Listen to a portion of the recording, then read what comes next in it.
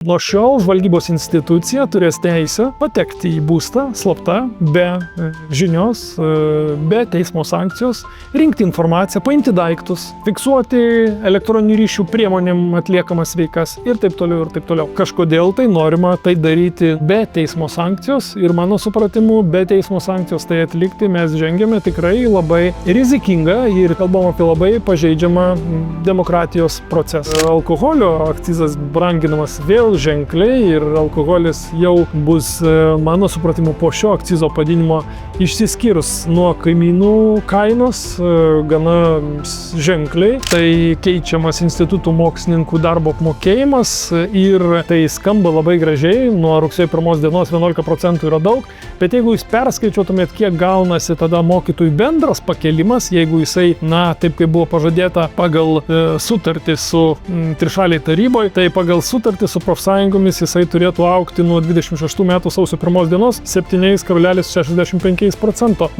Tokio pokyčio nėra, nes jeigu padidintumėt algą nuo rugsėjo 1 dienos 11%, tai vidutiniškai per mėnesį atlyginimas padidės tik tai 3,73%, tai yra 2 kartus mažiau.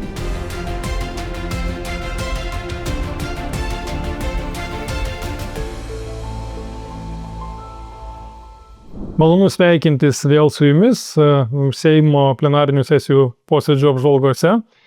Kas svarbiausia per 30 minučių Seime, jums telieka sužinoti, kas svarbiausia vyriausybėje. Būtų fantastika, jeigu atsirastų tokios laidos irgi 30 minučių, ką vyriausybė nuveikė per savaitę. Ir teliktų tik kitas naujienas per radiją važiuojant į darbą ar grįžtant iš jo pasiklausyti 5 minučių trumpas ir žinotumėt, kas vyksta pasaulyje ir svarbiausia, kas įvyko Lietuvoje per pastarąją savaitę ar kasdieną.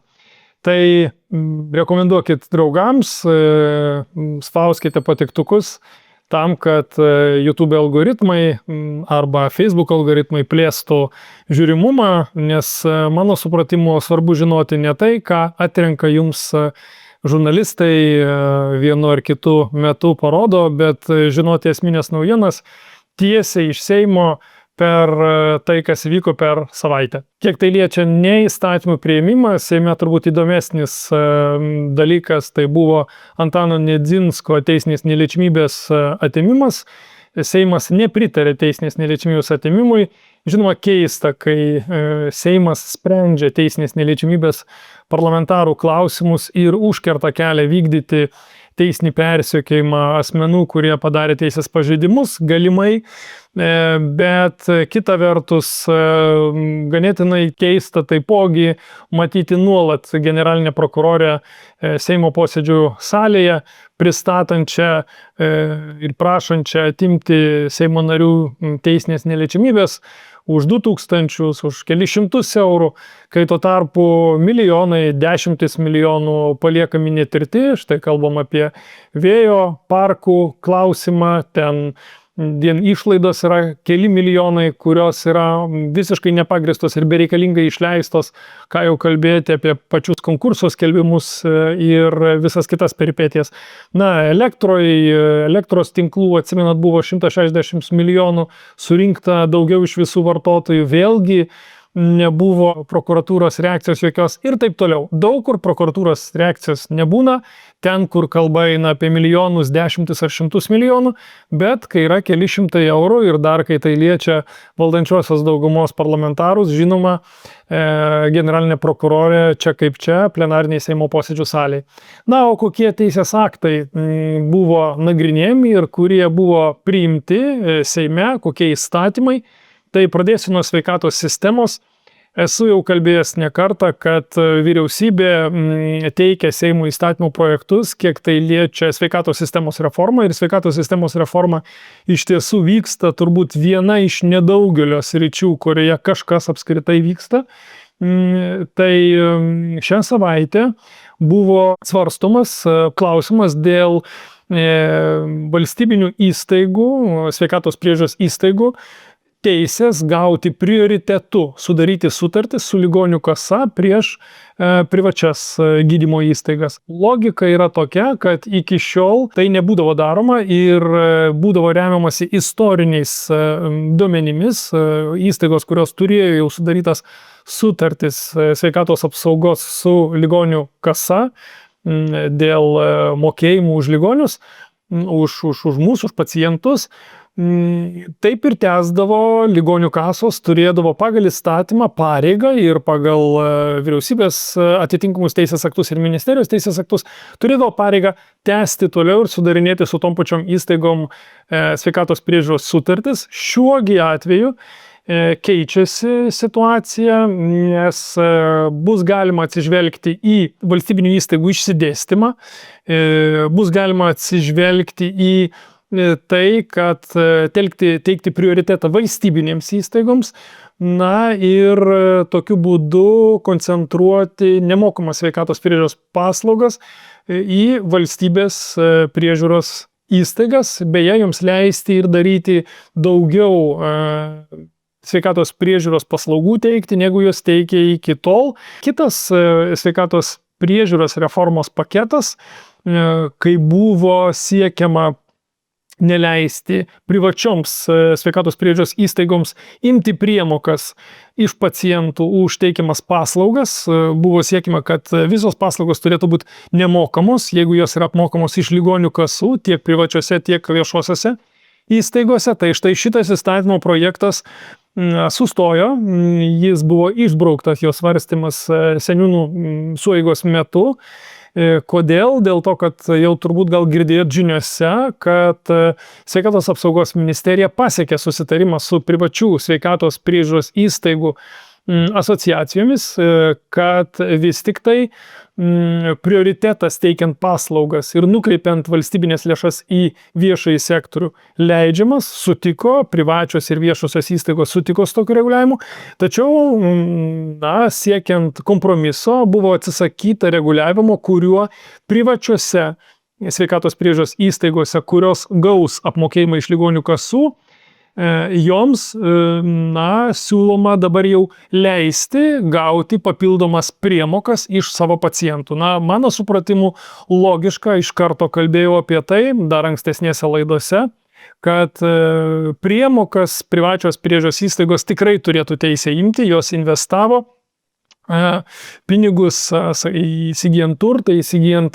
technologijas, įsigijant priemonės, priežiūros medicinos ir taip toliau, įrangą. Ir dabar staiga nutraukti ir neleisti joms imti priemokų, tai mano supratimu būtų visiškai nelogiška, juolab, kad pacientas renkasi, jis gali pasirinkti viešą ir privačią įstaigą. Švietimas. Švietimo sistemoje tokių didelių pokyčių nėra. Šį kartą aš pats teikiau įstatymo pataisą, švietimo įstatymo, pagal kurią siūliau nustatyti tėvų teisę nuspręsti dėl gyvenimo įgūdžių bendrosios programos lytiškumo ugdymo temų poreikio savo vaikams iki 16 metų. Kitaip tariant, kad tėvai turėtų teisę spręsti, leisti vaiką į tokias lytiškumo pamokas, neleisti ir nuo kada tai daryti. Atkreipiu dėmesį, kad, gerbiamų Seimo narių, kad 54% Lietuvos Respublikos gyventojų pritarė, kad tėvai turėtų patys spręsti dėl lytiškumo ugdymo klausimų. Ši apklausa buvo daryta pavasarį ir tik 30%, 33, jeigu labai tiksliai, procentų gyventojų mano, kad turi būti privalomos lytiškumo ugdymo pamokos. Kviečiu visus Seimo narius atidžiai įsiklausyti Lietuvos Respublikos gyventojų, mūsų rinkėjų nuomonę ir suteikti tėvams teisę, tiksliau tariant, grąžinti tėvams teisę spręsti dėl lytiškumo ugdymo pamokų. Šią logiką grindžiau Konstitucijos 26 straipsnio 5 dalimi. Ten aiškiai tvirtinta, kad tėvai ir globėjai nevaržomai rūpinasi vaikų ir globotinių religinių ir dorovinių auklėjimų pagal savo įsitikinimus. Ir teikiau šį projektą balsuoti Seimui. Situacija buvo tokia, kad akivaizdu, kad liberalai nepritarė iš karto. Kodėl sako akivaizdu, kad tai išties yra tam tikras ideologinis projektas, nors keista. Liberalai turėtų būti už tėvų laisvę, apskritai už žmogaus laisvę. Šiuo atveju jie yra už prievolę, kad kiekvienas vaikas išgirstų ideologizuotą lytiškumo ugdymo programą. Kita vertus, centre esančios partijos, tai yra Nemuno aušra, Lietuvos valstiečių žaliųjų frakcija balsavo, palaikė mano projektą, o konservatoriai ir socialdemokratai didžioji dauguma susilaikė ir kas lėmė, kad šitas projektas buvo atmestas. Gaila, bet deklaruojama laisvė, deklaruojamas apsisprendimas, deklaruojamas parama šeimoms, parama pagarba tėvams, deja, bet liko tik tai žodžiuose ir realiame balsavime buvo priimtas priešingas sprendimas. Nenuleisiu rankų, teiksiu ir toliau, žiūrėsim, ar Seimo nariai po to, kai viešinu, kas, kaip ir už ką balsuoja, ar Seimo nariai išdrįs toliau balsuoti, jau lab, kad galite pamatyti savo vienmandatėse balsavusius asmenys, išsirinkti ir žinoti, ar jie balsuoja taip, kaip jūs manėte, kad jie turėtų elgtis. Kitas įstatymas švietimo srityje, projektas naujas, pateikimas tik tai, siūloma, kad mokyklose atsirastų tvarka, kaip moksleiviai naudojasi mobiliaisiais telefonais. Manau, kad visiškai logiškas, toks decentralizuotas reguliavimas. Sveikatos ministerija įtvirtintų tik rekomendacijas tuo požiūriu, o jau mokyklos turėtų turėti tokį reguliavimą. Taip pat tam tikri pokyčiai ir dėl narkotinių, psichotropinių ir kitų psichiką veikiančių medžiagų vartojimo, platinimo ir disponavimo jomis. Vėlgi specialios tvarkos turėtų būti įtvirtintos kiekvienoje mokykloje. Žinoma, tvarkos yra gerai, svarbu, kad tos tvarkos veiktų. Tai pats įstatymo projekto tikslas geras, kiek jo toks priėmimas padarys tikrą poveikį, tai kiek tai liečia mobiliuosius telefonus, manau, kad taip, kiek tai liečia narkotinės, psichotropinės medžiagas, galbūt, nors manyčiau, kad tai yra daugiau policijos ir sutelktai tiek tėvų ir tiek visų mūsų pastangos, kad mokyklose būtų narkotinės medžiagos išnaikintos. Dar vienas įstatymas švietimo ir mokslo srityje, tai jau remiasi biudžetu.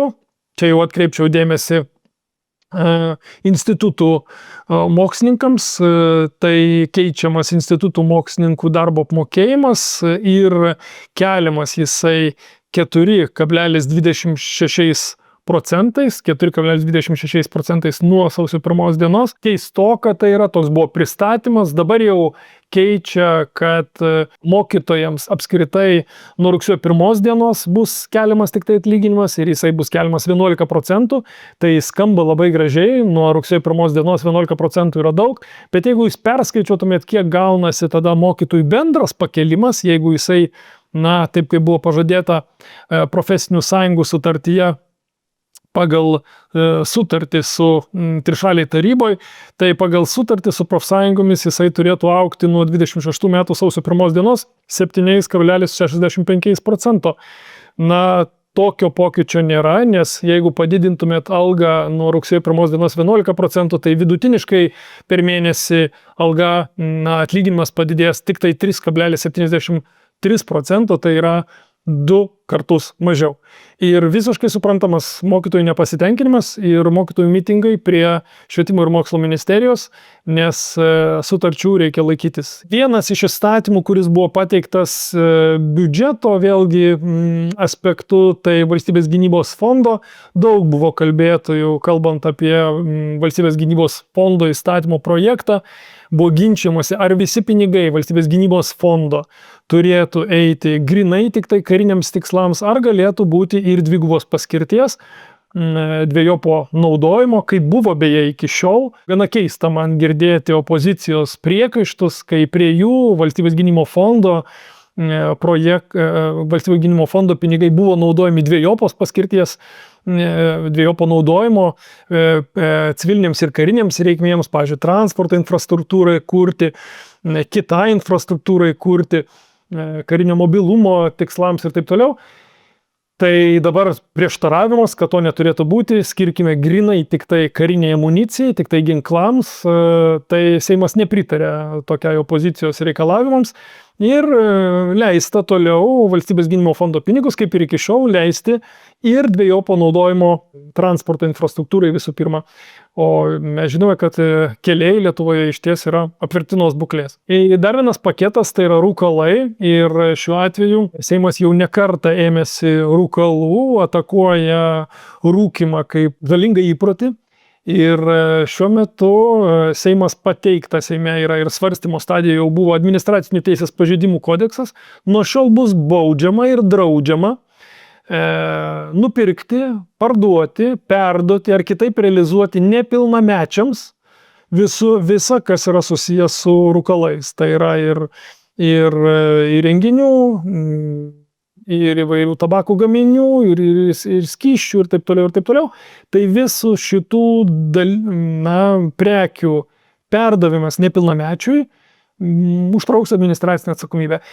Čia kalba eina apie tos atvejus, kai nepilnametis paprašo suaugusio nupirkti parduotuvėje, jis nuperka, nepilnametis gal dar ir kokį pinigą duoda už tai, kad nupirko jam ir perdavė jam tuos rūkalus, tai štai tokia veika bus baudžiama. Žinoma, kiek jin bus veiksminga, nepastatysi policininko prie kiekvienos prekybos vietos, bet kokiu atveju tikslas yra labai aiškus ir kažkokia tai galbūt baimė tų suaugusių nupirkti nepilnamečiams ir perduoti jiems iš tiesų atsiras didesnė, juolab ir pardavėjas, matydamas, kad vaikai prašo, kad suaugęs nupirktų, vėlgi bus kaip bendrininkas, todėl šiuo atveju galės neparduoti arba turės net neparduoti, nes tai bus administracinės atsakomybės jam grėsmė.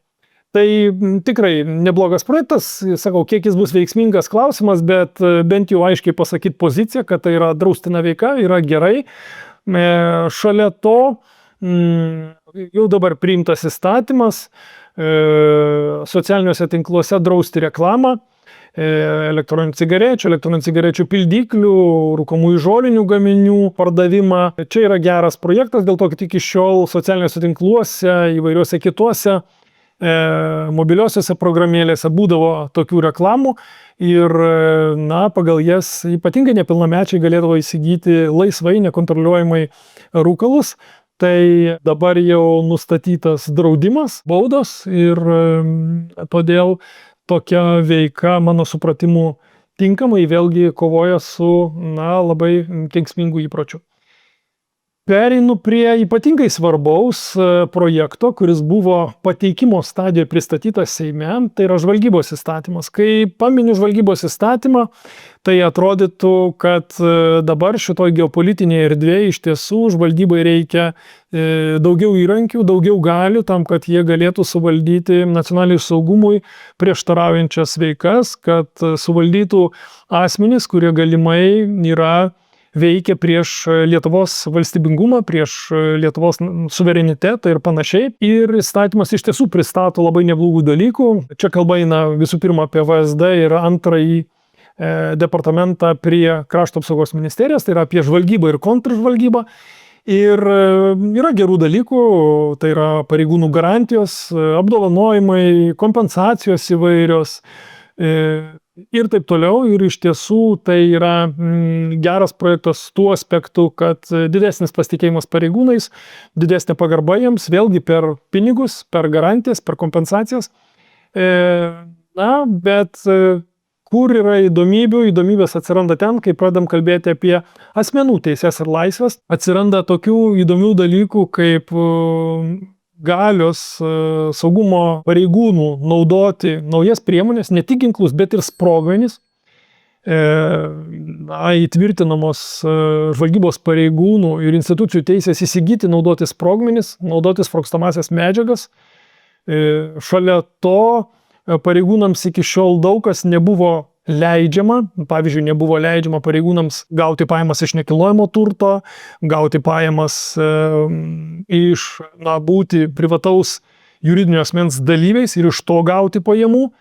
Na, bet dabar pareigūnams tai bus leidžiama, tuo ir lygiagrečiai suteikiamos teisės daug platesnis pareigūnų veikloje. Štai klausiau ministro, kodėl taip atsitiko ir ką tai reiškia.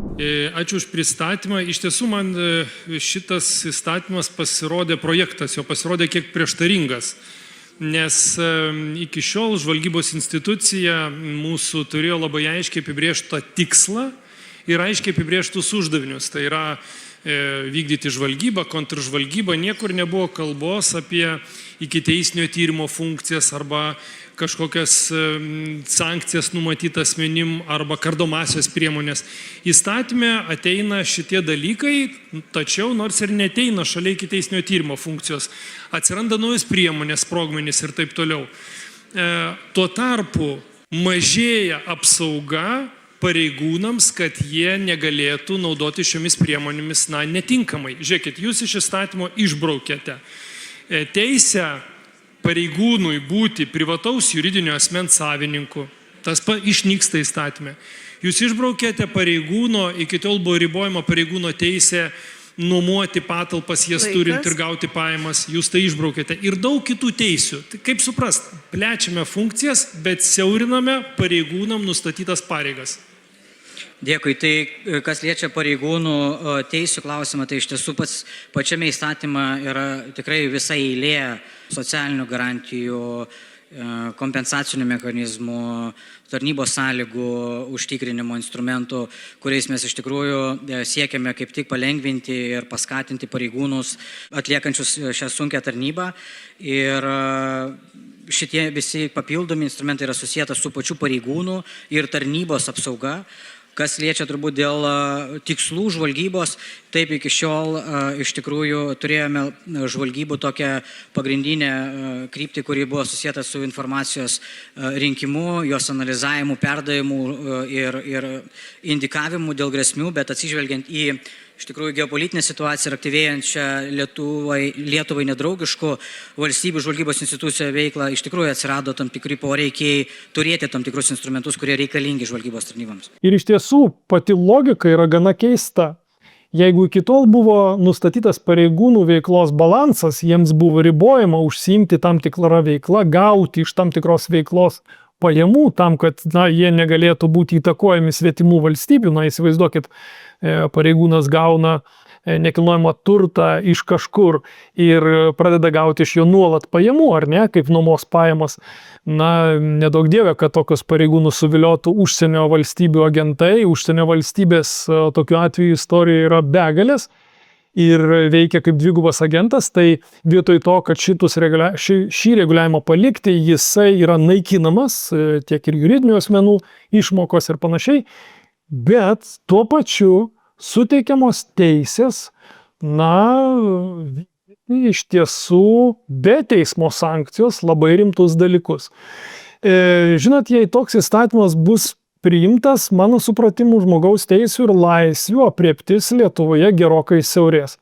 Pamenate, Valstybės saugumo departamentas kažkada tai prezidento Gitano Nausėdos pirmosios kadencijos pats pirmasis įstatymo projektas buvo būtent Valstybės saugumo departamento kartu su juo parengtas žvalgybos įstatymo projektas, pagal kurį Valstybės saugumo departamentas galėdavo vykdyti prevencinius pokalbius. Tai šis įstatymas eina gerokai toliau ir suteikia Valstybės saugumo departamentui teises analogiškas, kurias turi STT. Tai yra specialiųjų tyrimų tarnyba. Aš asmeniškai turiu bylą prieš STT dėl įstatyminio reguliavimo, pagal kurį STT atlieka veikas asmeniui nežinant ir asmuo net negali sužinoti, ar apie jį, ar jis buvo sekamas neteisėtai, ar buvo duomenys gauti apie jį ir ar jie yra saugomi. Nors įstatymas įrašo, kad pasibaigus sekimui duomenys privalėtų būti sunaikinti, Tačiau realybė yra tokia, kad niekas neišdrįsta pateikti asmeniui, pasirašyti nuo dokumento, kad tokie duomenys sunaikinami. Kitaip tariant, garantuoti, kad tie duomenys yra sunaikinami, negalima. O kai paklausi STT šiuo metu apie tai, ar vis tik asmuo buvo sekamas, jeigu sekimas pasibaigė, nenustatyta jokios nusikalstamos veikos, tiesiog buvo sekamas ar ne, gal net ir dėl politinių motyvų, tai atsakymas būna, kad negalim pateikti tokių duomenų, nes tai yra valstybės paslaptis. Tai štai šis reguliavimas yra apskųstas Europos komisijai, laukiam ko gero jau 4 metus, kol Europos komisija išnagrinės skundą. Paprastai Europos komisija skundus nagrinėja tarp 6-12 mėnesių periodo laikotarpiu, toks jų tikslas. Dabargi jau eina 4 metai ir jokių duomenų apie tai nėra. Lygiagrečiai yra byla Europos žmogaus teisių teisme. Irgi jau 5 turbūt metai Europos žmogaus teisių teismo byla, nežinia kokioj stadijoje yra šiuo metu, tiesiog žinom, kad turi būti nagrinėjimas, bet jo nėra. Analogiška byla dėl Lenkijos teisinio reguliavimo, kuris buvo panašus į Lietuvos, ne visai toks pats, bet panašus. Tai Europos žmogaus teisių teismas pasakė, kad ten buvo Europos žmogaus teisių konvencijos pažeidimas ir tokį reguliavimą pripažino kaip neteisėtą. Pas mus kol kas, nežinau kokiu būdu, bet ir Europos žmogaus teisių teismo byla sustojus yra. Gal laukia savo eilės, noriu turėti tokios vilties. O komisija, kuri jau seniai turėjo tai išnagrinėti, irgi jokių duomenų nepateikė. Tai grįžtų prie pačios logikos. Šitos teisės ir šitas reguliavimas ydingas realiai yra perkeliamas į naują žvalgybos įstatymą, vietoj to, kad pataisyti STT reguliavimą, tai yra kriminalinės žvalgybos įstatymą, pataisyti jį, padaryti tokį, kad jis atitiktų žmogaus teises ir tuomet galima būtų ir valstybės saugumo departamentui, antrajam departamentui prie krašto apsaugos ministerijos, vykdantį žvalgybą ir kontržvalgybą, turėti analogišką reguliavimą kaip ir kriminalinės žvalgybos atveju ir analogiškai turėti teisę prieigą prie asmens duomenų. Žvalgybos institucijų teisė atsiranda ir pasitelkti kriminalinės žvalgybos subjektus. Kitaip tariant, pagrindžiu tai, ką sakau tuo, kad nuo šiol, jeigu įstatymas būtų toks priimtas, jisai, kaip minėjau, praėjo pateikimo stadiją, dar liko 2 svarstymai, 2 sprendimai Seimo, 2 balsavimai. Taigi, jeigu toks įstatymas būtų priimtas, žvalgybos institucijos turėtų teisę pasitelkti kriminalinės žvalgybos institucijos. Tai yra STT, policija, FNTT ir kitas institucijas, tam, kad jos padėtų vykdyti valstybės saugumo departamentui jų užduotis. Kitaip tariant, analogiškai, ką daro kriminalinė žvalgyba, nuo šiol bus galima ir žvalgybai. Bėda yra tame, kad žvalgybos institucija iki šiol Lietuvoje veikia grinai kaip duomenų kaupimo institucija, susipažinimo institucija, slaptų duomenų rinkimo institucija, jų pateikimo atitinkami subjektams ir jeigu yra nusikaltimo sudėtis, tuomet jau perdavimas ikiteisminio tyrimo institucijoms, kurios turi visą spektrą teisių ir galių. Dabargi šios teisės tiesiogiai perduodamas žvalgybos institucijoms ir perinu prie paties svarbiausio. Ogi tai reiškia, kad leidžiama, jeigu turime informacijos apie pavojų ir grėsmę, galinčių padaryti žalą Lietuvos Respublikos nacionaliniam saugumui ir valstybės interesams, ir siekiant juos užkardyti, būtina imtis neatidėliotinų veiksmų, o tokių veiksmų nesiėmimų būtų prarasta galimybė juos užkardyti, ir taip toliau leidžiama atlikti be teismo sankcijos nurodytus veiksmus. Ir štai cituoju, kokius veiksmus be teismo sankcijos, jeigu galimai yra turima informacija apie galima žalą Lietuvos Respublikos nacionaliniam saugumui ir valstybės interesams, kitaip tariant, čia gali patekti bet kas po šitą savoką. Ir ką mes turime? Turime naujas teises, be teismo sankcijos, pabrėžiu, elektroninių ryšių tinklais perduodamos informacijos turinio susirašinėjimų ir kitokio asmens susižinojimo stebėjimas ir fiksavimas, patekimas į asmens būstą, kitokias patalpas ar transporto priemonės, jų apžiūra ir fiksavimas, duomenų ar daiktų paėmimas ar slapta jų apžiūra ir fiksavimas, informacijos apie elektroninių ryšių įvykius gavimas, pinigų, piniginių srautų, vertybinių popierių, elektroninių ir kitų atsiskaitimo būdų, taip pat bet kokių finansinių operacijų stebėjimas ir fiksavimas. Štai nuo šiol žvalgybos institucija turės teisę patekti į būstą slapta, be žinios, be teismo sankcijos, rinkti informaciją, paimti daiktus, fiksuoti elektroninių ryšių priemonėm atliekamas veikas ir taip toliau, ir taip toliau. Tai iš tiesų, tai mano supratimu kelia didelį klausimą, juolab, kad teismai pakankamai greit, kitąkart per 24 valandas išduoda sankcijas tai atlikti, jei yra pagrindo įtarti, kad asmuo iš tiesų veikia prieš Lietuvos interesus. Tai yra mano žinios pagal kriminalinės žvalgybos įstatymą tokia sistema veikia. O šiuo atveju kažkodėl tai norima tai daryti be teismo sankcijos ir mano supratimu, be teismo sankcijos tai atlikti mes žengėme tikrai labai rizikingą ir tikrai labai pažeidžiamą, kalbam apie labai pažeidžiamą demokratijos procesą. Juolab, kad jūs turbūt stebite, kas vyksta viešoje erdvėje, visiškai neseniai išteisytas Panevėžio meras, gynėsis, bijau pasakyti kiek, turbūt 8 ar 7 metus, atėjęs iki aukščiausio teismo, aukščiausias teismas sako, nebuvo nusikaltimo, Panevėžio meras jau nebe Panevėžio meras, jis VRK paskubėjo atimti iš jo mero pareigas, įvykdė, pasiūlė, kad būtų rengiami nauji rinkimai nauji įvyko, atsirado nauja merė ir šiuo metu meras jau nebe meras, bet jis pasirodo nėra padaręs nusikaltimų. Ir pastebėkite, kad neretai toks persekiojimas, ypač iš kriminalinės žvalgybos institucijų, buvo vykdomas prieš komitetus. Tai yra ne prieš politinės partijas ir jų atstovus, nes jos yra didelės, ir tų politinių partijų atstovai neretai neliečiami, o tų svarbiausių, aš taip neįvardinsiu, jūs turbūt suprantate, apie ką turiu mintį, o kai kalba eina apie didžiųjų miestų merus, išskyrus Vilnių, bet Kaunas, Klaipėda, Panevėžys, Šiauliai, ten, kaip žinote, yra vietinių komitetų, rinkimų komitetų išrinkti merai. Ir prieš tos merus neretai yra vykdomos kriminalinės žvalgybos akcijos, mano supratimu tyčia, politiniais tikslais, tam, kad perimti įtaką miestui ir perimti mero instituciją. Ir geriausias pavyzdys yra Panevėžys. Šiauliuose irgi lygiai taip pat prieš merą vykdomas ikiteisminis tyrimas, dabar jau byla, kiek pamenu, tokį pat dalyką norėta daryti ir prieš Kauno merą. Ir toks pats dalykas vyko ir prieš Druskininkų merą.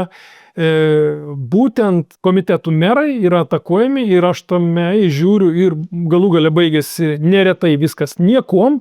Ir tame aš neretai žiūriu ne ką kitą, o norą politinį susidoroti.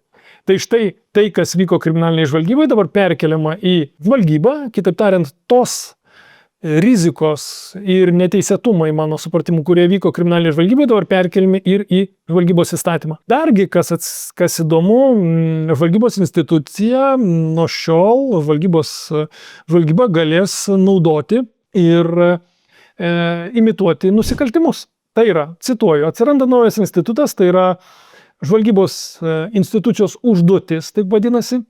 Tai yra užduotis, kurią vykdydama žvalgybos institucija renka žvalgybos informaciją atlikdama veiksmus, dėmesio, formaliai turinčius teisės pažeidimo požymių, siekdama apginti valstybę ir taip toliau, ir taip toliau, ir taip toliau. Kitaip tariant, žvalgybos institucija, jos pareigūnai galės imituoti nusikalstamą veiką, kitaip tariant, ir daryti realiai nusikalstamas veikas, jos bus kaip ir formaliai atitiks teisės pažeidimą. Na ir žiūrėti, ar žmogus pasiduos nusikalstamai veikai, jų imitacija ar ne. Aš suprantu, kad tam tikrais atvejais žvalgybos institucijoms reikėtų galėti imituoti nusikalstamą veiką, tam tikrais atvejais tikrai, bet klausimas, ar dėl visų nusikaltimų, ar visos nusikaltimų aprėpties. Nusikaltimai prieš valstybę, manyčiau, čia galėtų patekti, bet jeigu mes kalbame apskritai apie bet kokią nusikalstamą veiką, tai, žinot, net ir muštynės gatvėje imituojamos, net ir neimituojamos, ar rimtai sumušant asmenį, žiūrint, ar kitas pradės muštis ar nepradės muštis, ar duos atgal ar neduos atgal, jeigu norima padaryti tokį imitacinį nusikaltimą, tai vienas iš būdų, asmenį, kuris yra nepatogus, tiesiog pradėti prieš jį baudžiamąjį persekiojimą, tiesiog jį užpuolus, kad jis gintųsi ir toliau žiūrint, kas bus toliau. Ir taip yra. Taip beje istorija, beje sovietmečių buvo taip daroma ir tai buvo pakankamai įprasta praktika padaryti tokį imitaciją muštinių, tada atakuoti tą žmogų, kurį norima. Jis ginasi ir visi išsilaksto ir pakviečiama policija ir žmogus stovi su sukruvintu veidu ir kumščiu ir jam pradedama ikiteisminis persekiojimas dėl to, kad jisai mušėsi. Tai tokiu atveju yra ir tikrai šį įstatymą net ir šiuo aspektu, žvalgybos užduoties aspektu reikėtų tikslinti. Na ir dar toks aspektas, kuris man labai kliuvo šiame įstatyme, tai yra naujas procesinės prievartos priemonės ir bus galima žvalgybos pareigūnams tikrinti asmenų, transporto priemonių, krovinių, ginklų ar kitų daiktų dokumentus, atlikti daiktų patikrą ir laikinai, kol būtina atlikti patikrinimo veiksmus, juos paimti. Galima slapta gauti asmenų pirštų antspaudus, balso, kvapo ir kitus pavyzdžius, naudoti bet kokio pobūdžio medžiagas ar kitus žymėjimo būdus nesukeliančius pavojų žmogaus sveikatai ir gyvybei, skirtus įvairiems objektams žymėti, siekiant juos išskirti iš rūšinių objektų visumos ir identifikuoti. Tai, ką aš skaitau, tai tikrai tiktų ikiteisminiam tyrimui. Kam tokių teisių reikia žvalgybai? Gal kai kurių teisių ir derėtų reikėti, bet jeigu tos teisės bus naudojamos be tinkamos teisminės priežiūros, turime minty, pavyzdžiui, pirštų antspaudų, balso, kvapo ir kitų pavyzdžių rinkimą, ir jų nesunaikinant, kai pasibaigia sekimas asmens, tai, o įstatymas nors ir numato naikinimą, bet lygiai taip pat kaip ir kriminalinės žvalgybos įstatyme, be tinkamų įrodymų, kad yra sunaikinta, tai mano supratimu šis įstatymas iš tiesų turi rimtų iššūkių asmens teisėms ir laisvėms. Tiek apie žvalgybos įstatymą, kas dar yra susijęs su asmens teisėms, žmogaus teisėm ir laisvėm, tai keičiamas valstybės ir tarnybos paslapčių įstatymas, Šaulių sąjungos tam tikriems nariams, vadovams bus nustatyta pareiga gauti leidimą dirbti su įslaptinta informacija. Manau gerai, nes iš tiesų, mano įsitikinimu, jie gauna tam tikrą informaciją ir jiems derėtų turėti leidimą dirbti su įslaptinta informacija. Na ir taip pat šitas įstatymas reguliuoja ir tiekėjų, kurie tieks prekes mūsų karo pramoniai, įslaptintų sandorių sudarinės, irgi pareiga gauti tam tikrus leidimus dirbti su įslaptinta informacija. Prie paprastesnių dalykų, kelių eismo taisyklės, atkreipiu dėmesį, kad pradėtas svarstyti įstatymo projektas, pagal kurį savivaldybės galės bausti ne tik policijos pareigūnai, bet ir savivaldybės institucijos galės bausti asmenys už tam tikrų ženklų nepaisimą. Visų pirma, čia kalba eina apie draudžiančius kelio ženklus, tai yra draudžiama įvažiuoti, eismas draudžiamas, motorinių transporto priemonių eismas draudžiamas ir taip toliau. Jeigu šis įstatymas bus priimtas, tai vairuotojai gali sulaukti baudų iš savivaldybių. Na, logiška, kame čia yra kampas paslėptas, tai yra ypač atkreipiu dėmesį Vilniečių. Ir galbūt ir kitų miestų, kur Vilniuje tai iš viso senamiestis visas ratais tokiais padarytas judėjimais ir neretai vairuotojai nesilaiko eismo taisyklių ir draudžiančių ženklų ir važiuoja tiesiai, neratais. Tai štai nufilmavus jūs, savivaldybė jau po šio įstatymo priėmimo galėtų bausti. Tai štai vairuotojai būkite atidus, kai šis įstatymas bus priimtas, iš tiesų savivalda pati be policijos galės pradėti bausti. Energetikoje jau kalbėjau apie tai, tai buvo priimtas įstatymas dėl elektrinių vėjo jėgainių, galingų, kurių įrengtoji galia didesnė kaip 100 kW, jos turės mokėti gamybos įmoką ir tą gamybos įmoką vyriausybė nustatyta tvarka ir sąlygomis paskirstys bendruomeniai, prie kurios tos elektrinės veikia. Tai iki šiol buvo paskirstimas 5 km atstumų nuo jų, dabar siūloma sumažinti iki 1,5 km, kitaip tariant, mažesnė bendruomenės dalis gaus, teigiama, kad gaus daugiau pinigų dėl to. keista, kodėl vyriausybė čia turi kištis ir tai daryti. Mano supratimu, tą reikėjo palikti savivaldai. Kritikavau šį įstatymą, maniau, kad jisai netikslus yra. Reikėjo palikti savivaldybėm taip elgtis. Na ir labdaros ir paramos įstatymų, kaip azartiniai lošimų įstatymų yra padaryta schema. Galima buvo ir taip skirstyti, galima per savivaldą. Kodėl vyriausybė prisima savo funkciją, kuri yra perteklinė, nežinau. Bet eilinį kartą valstybė veikia ne ten, kur dėrėtų ir nesikoncentruoja, kur reikėtų labiau. Gamtosaugoje priimtas įstatymas prieš brakonierius, administracinių nusižengimų kodeksas, asmenims, kurie žvejoja, pažeisdami taisyklės, bus galima skirti ir transporto priemonių, kurios buvo panaudotos neteisėtų žvejybos įrankių ar žuvies gabenimui konfiskavimą. Tai štai naujas toks. Tikrai pakankamai neblogas, teismas savo sprendimus skirs ir galbūt sumažės brakonierių. Ir dar vienas gamtos saugoje aspektas susijęs su verslu, kailinės žvėrininkystės ūkiams. Svarstyta buvo, atsimenat, labai ilgai buvo atidėta, buvo vis tik tai kailinės žvėrininkystės ūkiai uždrausti Lietuvoje ir dabar kalbame apie kompensavimą. Kompensacijos jiems buvo taip šleivai kreivai reguliuojamos.